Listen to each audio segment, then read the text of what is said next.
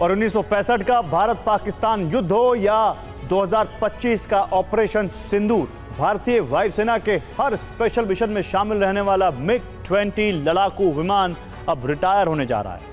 62 साल तक लगातार देश की सेवा में तैनात MiG-21 विमानों को 19 सितंबर को भारतीय सेना के बेड़े से बाहर कर दिया जाएगा। भारत का सबसे पुराना और जाना पहचाना नाम MiG-21 अब इतिहास बनने वाला है। भारत के हर युद्ध और ऑपरेशन में इस विमान ने वायुसेना का साथ दिया। 62 साल तक MiG-21 वायुसेना का हिस्सा रहा, लेकिन अब इसे रिटायर करने का फैसला हो चुका है। 19 सितंबर 2025 को औपचारिक तौर पर विदाई दी जाएगी। चंडीगढ़ में MiG-21 की विदाई के लिए कार्यक्रम होगा। इसमें कई वायुसेना के अफसर, पायलट और पूर्व पायलट हिस्सा लेंगे।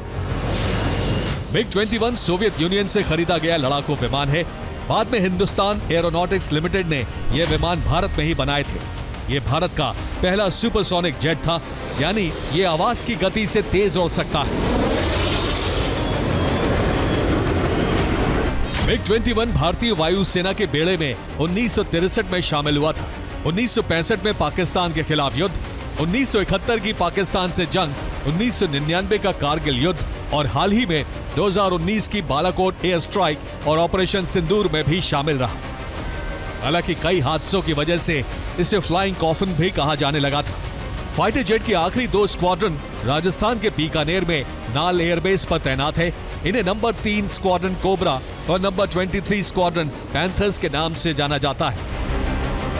अब MiG-21 की कमी कौन पूरा करेगा, ये भी जान लीजिए। MiG-21 की जगह तेजस Mk-1A विमान लेंगे। इसमें अमेरिकी कंपनी का जेट इंजन लगा है। ये 4.5 जनरेशन का मल्टी रोल फाइटर जेट है।